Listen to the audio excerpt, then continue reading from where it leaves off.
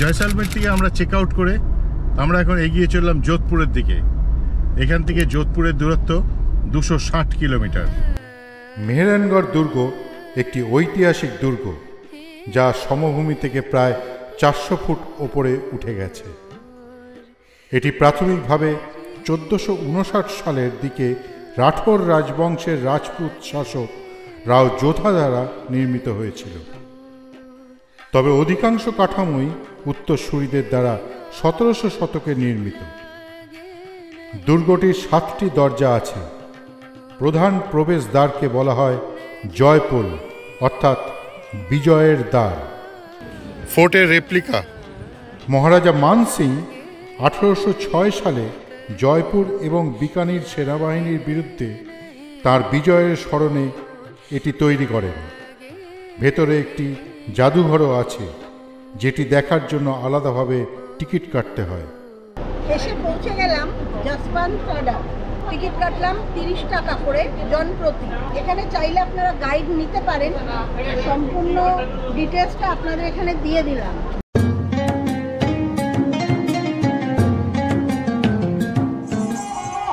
দেখুন কি সুন্দর উনি বাজাচ্ছেন।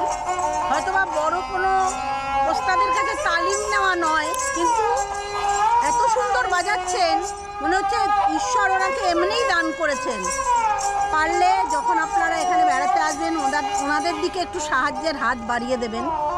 সত্যি ওনারা গুণী। কিন্তু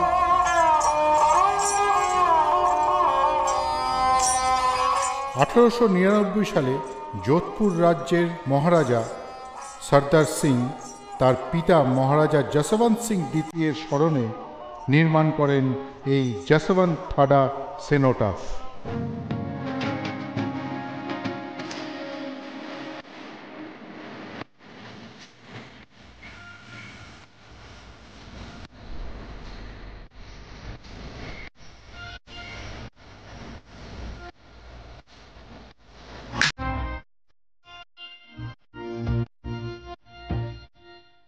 আমরা এখন প্রবেশ করছি মান্ডোর গার্ডেনে।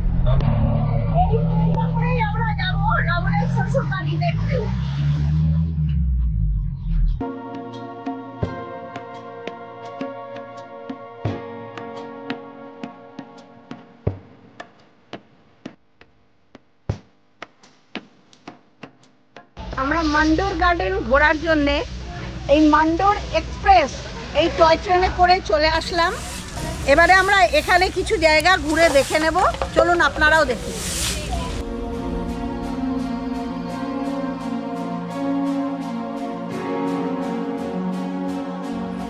মিউজিয়াম। দুর্ভাগ্যবশত বিকেল 5টা বেজে যাওয়ায় মিউজিয়ামের ভেতরে আমরা প্রবেশ করতে পারিনি।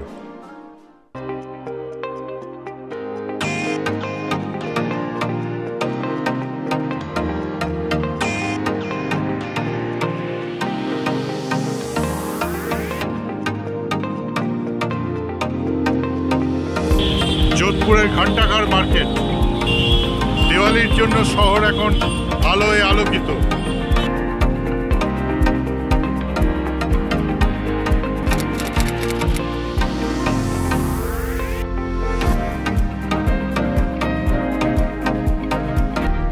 আমরা ক্রমশ এগিয়ে চলেছি উমেদ প্যালেসের দিকে।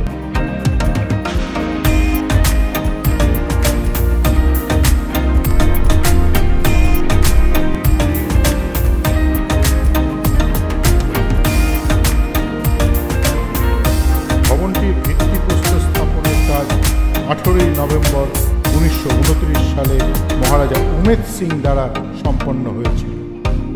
এর নির্মাণ কাজ 1943 সালে শেষ হয়। বিশ্বের বৃহত্তম ব্যক্তিগত আবাসগুলির মধ্যে এটি অন্যতম। প্রাসাদটিতে 347টি কক্ষ আছে। এটি প্রাক্তন যোধপুর রাজ পরিবারের প্রধান বাসভবন। প্রাসাদে একটি জাদুঘরও আছে। মহারাজা উমেদ সিং এর নাম অনুসারে এর নামকরণ করা হয়েছে। যোধপুরের উমেদ প্যালেস দেখে এবার আমরা এগিয়ে চললাম মাউন্ট আবুর দিকে। দূরত্ব 266 কিলোমিটার।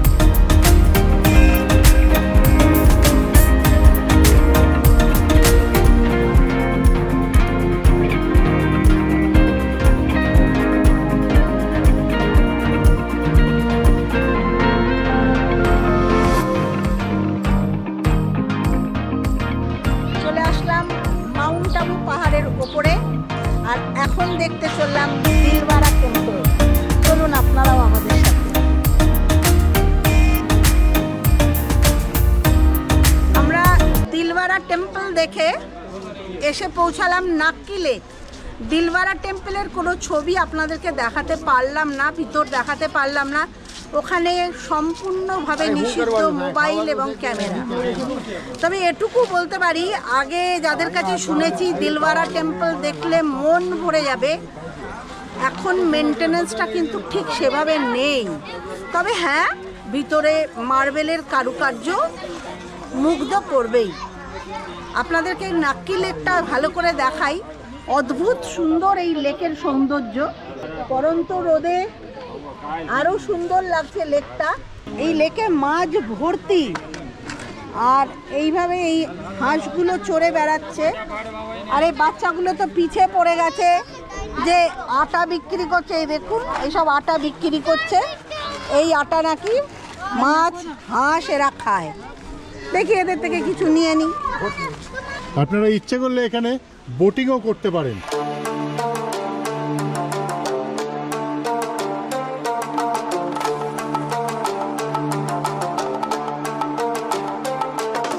মাউন্ট আবুতে প্রজাপিতা ব্রহ্মা কুমারীর যে উপাসনা স্থল, আমরা সেইখানেই এসে পৌঁছেছি, আপনাদেরকে দেখাচ্ছি। প্রভু তনে জয়া করো, তারা গুনো গায়া করো।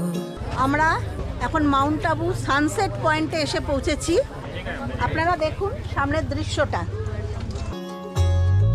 প্রভু তনে জয়া করো, তারা গুনো গায়া করো, স্মরণ হো করো। নাক্কি লেকের নাইট ভিউ।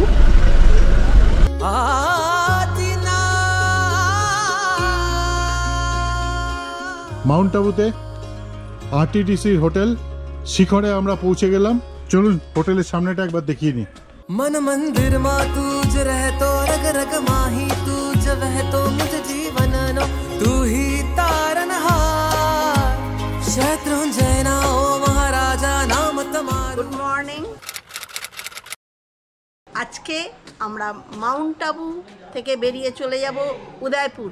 এখান থেকে আমাদের উদয়পুর যাওয়ার যে রাস্তাটা কভার করতে হবে সেটা 163 কিলোমিটার। আমরা উদয়পুরের বেশ কিছু জায়গা দেখে নিয়ে হোটেলে ঢুকবো, কালকে বাকি জায়গাগুলো দেখব।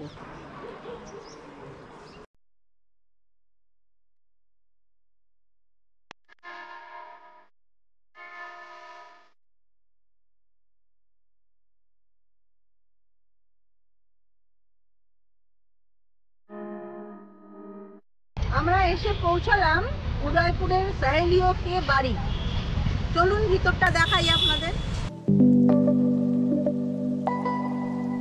উদয়পুরের একটি অন্যতম বাগান সাহেলিও কি বাড়ি বা গার্ডেন অব দ্য মেডেন।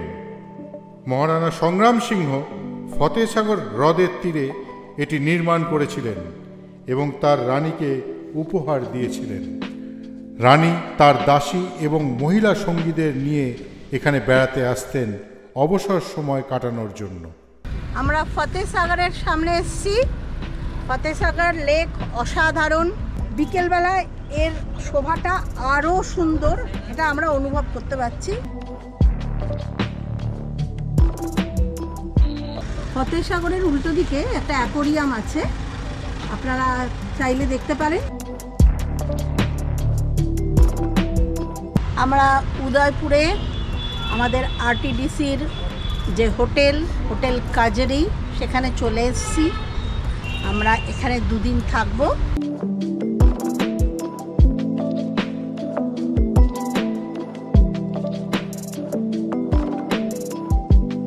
আমরা যে ঘরটায় থাকবো চলুন আপনাদের সেটা দেখাই। এটা কি আছে প্রথম দেখিয়ে দিই। ওয়াশরুম, যথেষ্ট বড় ওয়াশরুম, গিজার থেকে শুরু করে ওয়েস্টার্ন কমোড থেকে শুরু করে এখানে বড় মিরর দেওয়া আছে, দিয়ে রেখে দিয়েছে shampoo, body soap, shower gel, moisturiser. ঘরটা দেখছি বলতে গেলে 3 বেডেড রুম, মানে আরামসে 3 জনে থাকা। খুব সুন্দর একটা মিরর দেওয়া রয়েছে, বড় সাইজের একটা ওয়ার্ড্রোব দেওয়া আছে, বেড সাইড টেবিল আছে, এখানে ড্রেসিং টেবিলের সামনে বসার জন্য একটা টুল দেওয়া রয়েছে, দুটো সোফা আছে, টি টেবিল, টিভি,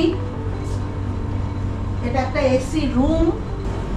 বাহ, এখানে একটা ব্যালকনি আছে, ব্যালকনিটা বেশ বড়, গাছগাছালিতে ভরা, সুন্দর পরিবেশ। হোটেলের dining hall. Subscribe Golden Canvas channel because it is a good channel for touring and everything. আমাদের এখানে এসে একজন সাবস্ক্রাইবার, ওনার সঙ্গে দেখা হয়ে গেল। উনি এবং ওনার পরিবার আমাদের এই চ্যানেল দেখেন, খুব এনজয় করেন, সেটাই উনি বললেন আর কি। দীপাবলি উপলক্ষে উদয়পুর শহর সেজে উঠেছে, তারই এক ঝলক আপনাদের দেখালাম।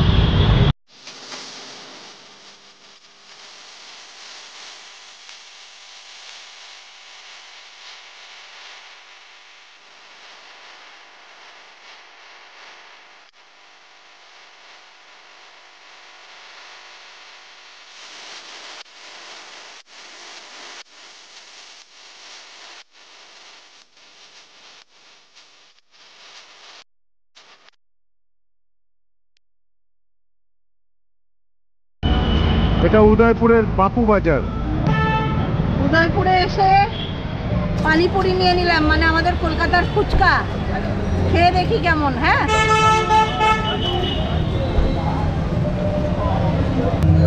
আলাদা টেস্ট, কিন্তু খুব ভালো টেস্ট। 1 প্লেট নিলাম আমরা, 30 টাকা দাম, তার মধ্যে 6টা থাকে।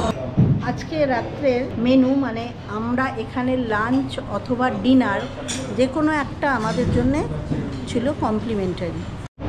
টমেটো স্যুপ, তো ডিনারের স্যালাড আছে, চাপাটি, পনির, মিক্স ভেজ, ডাল, জিরা রাইস, বুন্দিয়া রায়তা, পাপড়, মিঠাই, রসগোল্লা। এদিকে আলাদা করে দেওয়া আছে চিকেন। গুড মর্নিং, গোল্ডেন ক্যানভাসের পক্ষ থেকে আপনাদের জানাই দীপাবলির অনেক অনেক শুভেচ্ছা। আজ আমাদের উদয়পুর ভ্রমণের সেকেন্ড ডে। আমরা উদয়পুরের বেশ কিছু জায়গা আজকে দেখে নেব, আর আপনাদেরকেও সেই সব জায়গা দেখাবো, আমাদের সাথে থাকবেন।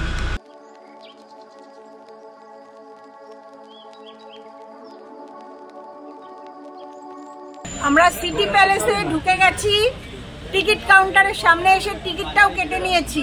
এখানে একটা সিস্টেম আছে, যদি আপনার টিমে সিনিয়র সিটিজেন থাকে তাহলে পাশে ম্যানেজারের কাছে গিয়ে এটার একটা পারমিশন করে নিয়ে আসতে হবে। সিনিয়রদের টিকিটের দাম জন প্রতি 300 টাকা, আর অ্যাডাল্ট টিকিটের দাম জন প্রতি 450 টাকা। আমরা টিকিট কেটে নিয়েছি, এখন আমরা সিটি প্যালেসের ভিতরে যাই। উদয়পুরের সিটি প্যালেসে আমরা এখন এন্ট্রি নিচ্ছি।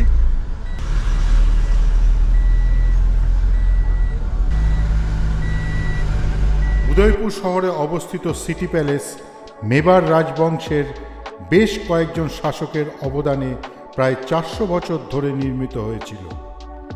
নির্মাণ কাজ শুরু হয়েছিল 1553 সালে। মহারাজা উদয় সিংহ দ্বিতীয় দ্বারা এটি শুরু হয়েছিল, যখন তিনি রাজধানী চিতোর থেকে উদয়পুরে স্থানান্তরিত করেছিলেন। প্রাসাদটি পিছলা হ্রদের পূর্ব তীরে অবস্থিত।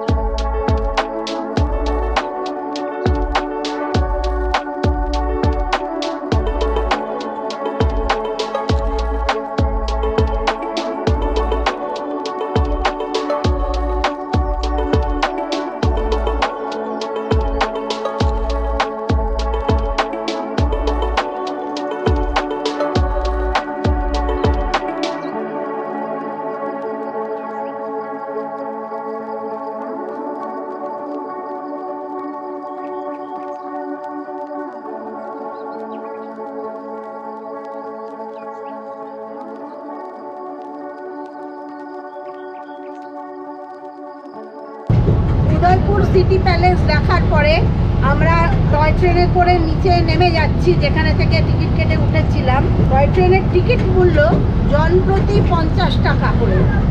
আমরা কর্ণী মাতা মন্দিরে এসে পৌঁছালাম। এখানে টিকিট কাউন্টারে দাঁড়িয়েছি, এই টিকিটটা কাটা হবে। আমরা কর্ণী মাতার মন্দিরে যাব রোপওয়ে চড়ে, তার টিকিট কেটে নিয়েছি। আমরা 4 জন ছিলাম, 454 টাকা আমাদের টিকিটে পড়েছে। এখন রোপওয়েতে উঠবো বলেই আমরা যাচ্ছি।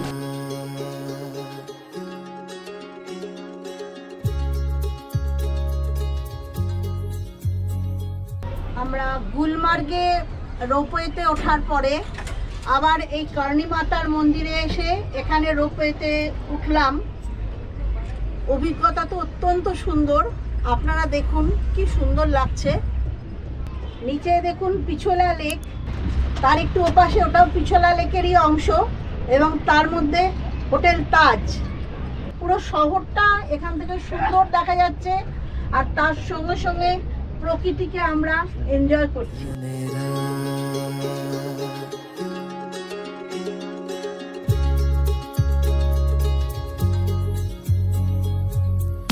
प्रभु तने जोया करो, तारा गुनो गाया करो, स्मरण हो करो दिवसने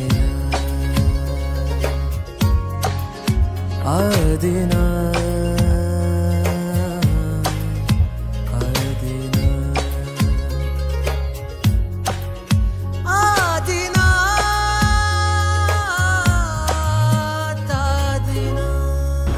এসে গেলাম গোলাপ বাগ দেখতে। চলুন ঘুরে আসি ভেতরটা। 1887 সালে মহারানা ফতেহ সিং এই গোলাপ বাগ নির্মাণ করেন। এটি সজ্জন নিবাস নামেও পরিচিত। রাজস্থানের বৃহত্তম বাগানগুলির মধ্যে এটি অন্যতম। এখানে প্রচুর ঔষধি গুণসম্পন্ন গাছ ও গোলাপ গাছ আছে। বাগানের ভেতরে একটি গ্রন্থাগার আছে, যেটি পূর্বে ভিক্টোরিয়া জাদুঘর নামে পরিচিত ছিল। সমগ্র বাগানটি ইচ্ছে করলে আপনারা টয় ট্রেনে চেপে দেখতে পারেন। আমরা ফতেহসাগর লেকের এখানে চলে এসেছি। এখন আমাদের উদ্দেশ্য হচ্ছে বোটিং করা, এবং তার জন্য আমরা টিকিট কেটে নিয়েছি। Per head 177 rupees.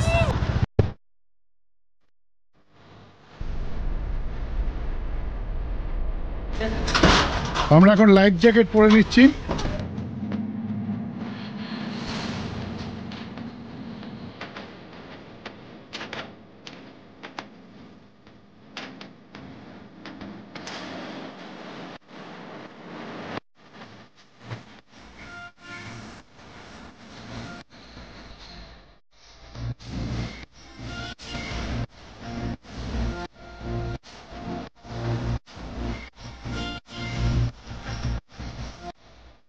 Good morning.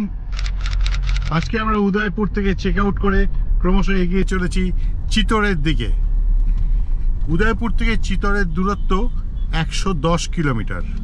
যাওয়ার সময় আমরা চিতোরের সমস্ত সাইট সিনগুলো করে নেব, আপনাদেরও দেখাবো। আজকের মতো আমরা নাইট স্টে করব চিতোরেই, চিতোরের আরটিডিসির হোটেল পান্নাতে। চলুন এগিয়ে পড়ি ক্রমশ চিতোরের দিকে।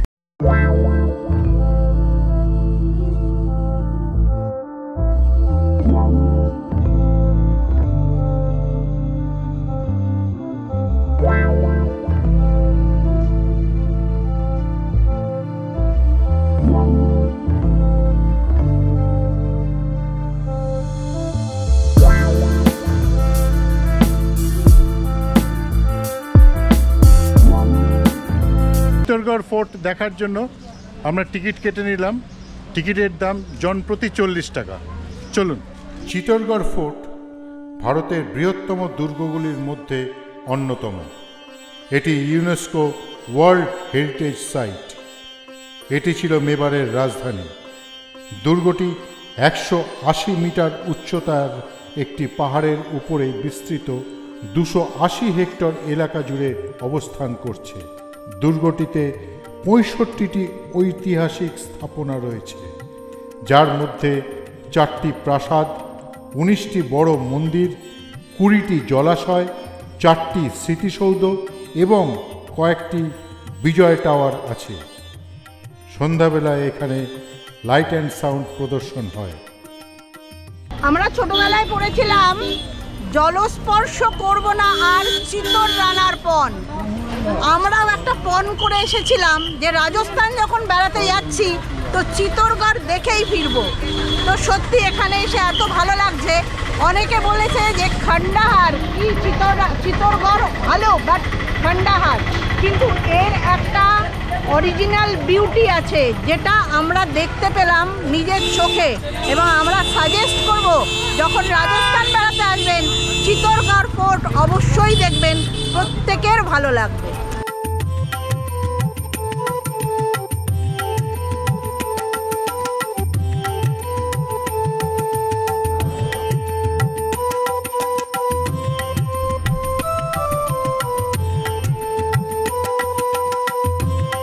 চিতরগড় ফোর্ট দেখে আমরা আরটিটিসির হোটেল পান্না আমরা এখানে এসে পৌঁছে গেলাম।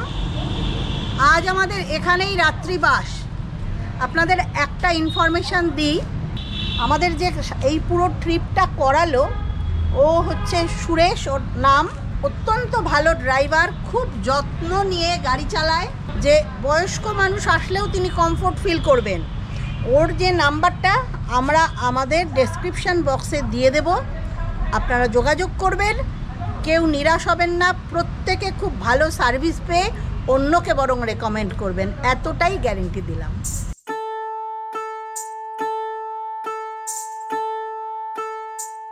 রুমটা একবার আপনাদের দেখিয়ে দিলাম। সব রকম ব্যবস্থাই এখানে আছে। Double bedded room, AC, TV, 2টো chair, tea table, bedside table, dressing table, washroom.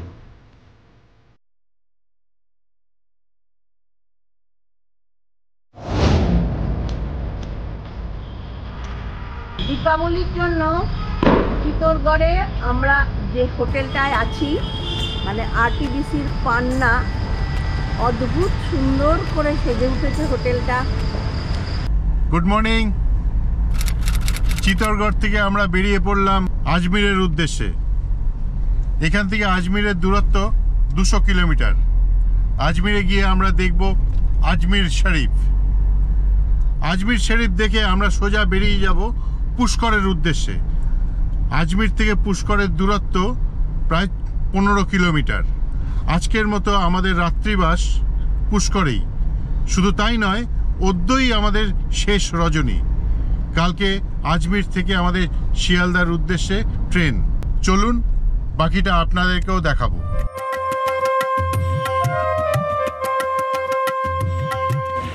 আমরা আজমির শরীফ এসে পৌঁছালাম।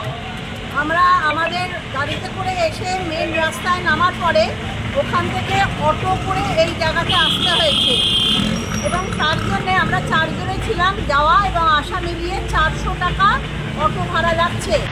আপনাদের একটা সতর্কীকরণ দিয়ে দিই, আজমির শরীফ যখন আসবেন এখানে প্রচণ্ড রকমের স্ন্যাচিং এবং পিক পকেটিং হয়, যে কারণে আপনারা চেষ্টা করবেন আপনাদের মূল্যবান জিনিস গাড়িতে বা মানে যেভাবে সেফলি রাখা যায় সেইভাবে রেখে আসুন।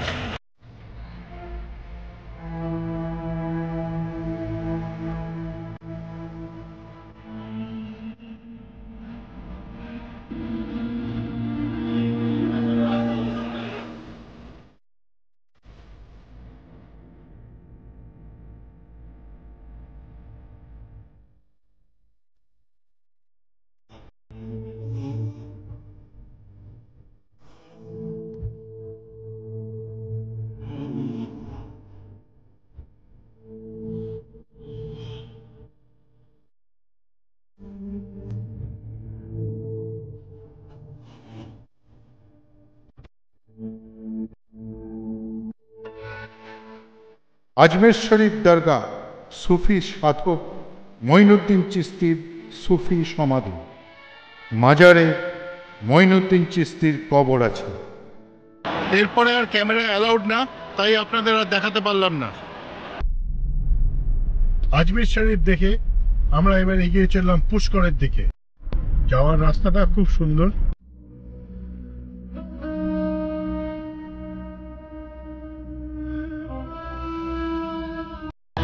আমরা এখন পুষ্করে ব্রহ্মা মন্দির দেখতে যাচ্ছি। ভারতবর্ষে একমাত্র ব্রহ্মার পুজো হয় যে মন্দিরে, সেটা পুষ্করেই অবস্থিত। এখন সেই মন্দিরের উদ্দেশ্যেই যাচ্ছি। ভিতরে থেকে যদি দেখাতে দেয় তাহলে আপনাদেরকে দেখানোর চেষ্টা করব। গুরুর ব্রহ্মা গুরুর বিষ্ণু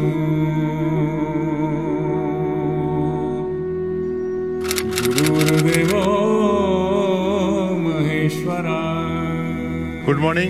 আজ আমরা একটু পরেই পুষ্কর থেকে চেক আউট করবো এবং আজমির থেকে কলকাতার উদ্দেশ্যে ট্রেন ধরব। কালকে অধিক রাত্রে আমরা পুষ্করে চেক ইন করেছিলাম, তাই আপনাকে পুষ্করের আরটিডিসির হোটেল সরোবরটা আপনাদের দেখাতে পারিনি। আজকে চারিদিকটা ঘুরিয়ে একটু দেখিয়ে দেবো, আর পুষ্করের লেকটাও আপনাদের দেখিয়ে দেবো। এটা পুরোটাই একটা পার্কিং প্লেস। আসলে এটা অতীতে একটি মহল ছিল, পরবর্তীকালে এটা আরটিডিসির হোটেল তৈরি হয়েছে, যার জন্য ভেতরটা পুরোটাই ফোর্টের মতো দেখতে লাগে। সামনে পাহাড় দিয়ে পুরো ঘেরা, আর পাহাড়ের পাদদেশেই পুষ্কর লেকটা আছে। খুব সুন্দর পরিবেশটা। ভেতরের রুমগুলো দেখানো এই মুহূর্তে সম্ভব নয়, প্রত্যেকটা রুমই গেস্ট দ্বারা পরিপূর্ণ। মুখে বলে রেখে দিই, রুমগুলো বেশ বড় এবং সমস্ত রকম ব্যবস্থা রুমের মধ্যে আছে। এটা বুক করতে গেলে আপনাদের এই আরটিডিসির ওয়েবসাইট থেকেই বুকিং করতে হবে। রুমের সঙ্গে ব্রেকফাস্ট ফ্রি, অর্থাৎ সিপি বেসিসে বুকিং করতে হবে। রিসেপশন, এদিকে পরপর রুমগুলো আছে। হোটেলের পেছন দিয়ে একটা সুইমিং পুল আছে, একটা লন আছে। দূরে যে গুরুদুয়ারাটা দেখা যাচ্ছে, এটা একসময় এই হোটেলের মধ্যে, মানে পূর্ববর্তী মহলের মধ্যেই ছিল। এটা মন্দির ছিল হয়তো বা, কেননা রাজপুত রাজারা রাজত্ব করতেন তখন। এখন এটা গুরুদ্বারা হয়ে গেছে। হোটেলের রেস্টুরেন্টটা দেখিয়ে দিচ্ছি। ডাইনিং হল কাম রেস্টুরেন্ট।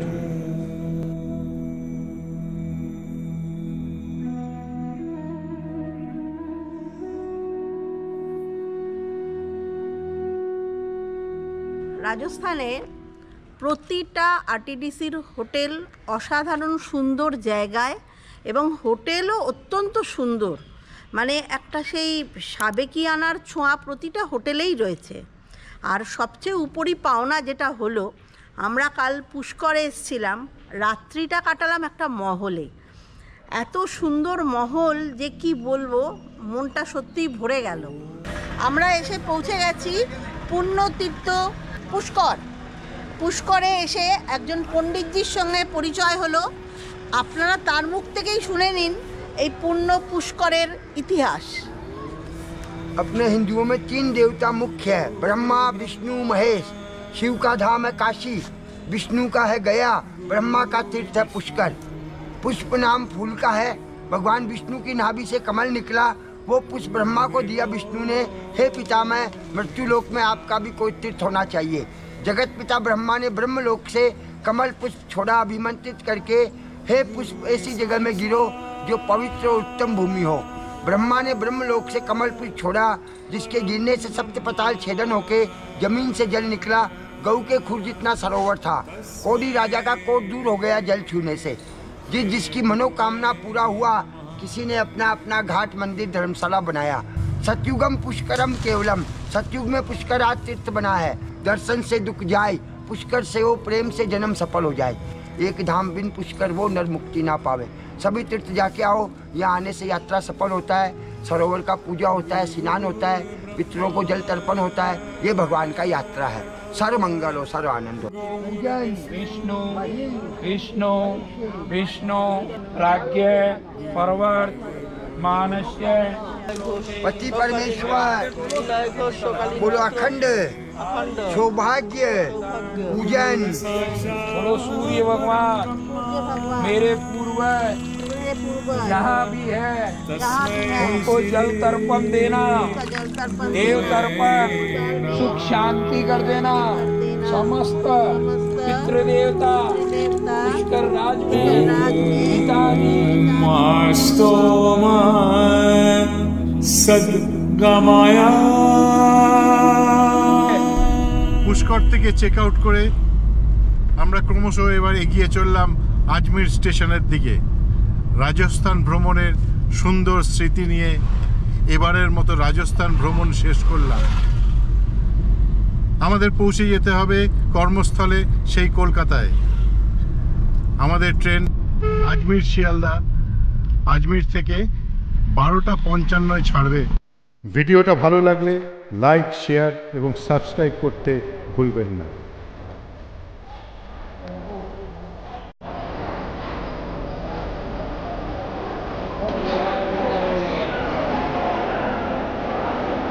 আমরা আজমির রেলওয়ে স্টেশনে অলরেডি এসে গেছি। আমাদের কোচ নাম্বার A1, তার সামনেই আমরা দাঁড়িয়ে রয়েছি। প্রচুর স্মৃতি রাজস্থান থেকে নিয়ে যাচ্ছি। শুনে এসেছি যে রাজভূমি রাজস্থান, কিন্তু মরুভূমি শহর। আমাদের কাছে ঠিক সেটা মনে হলো না। এত সুন্দর রাজস্থানের প্রতিটা স্থাপত্য এত সুন্দর যে সেটা অবর্ণনীয়। সেই সুখস্মৃতি আমরা নিয়ে, মরুভূমির সুখস্মৃতির কথা তো বলেইছি, সবটা নিয়ে আমরা চলেছি কলকাতায়। আগামী দিনে আপনাদের সঙ্গে আবার নতুন কোনো ব্লগে দেখা হবে।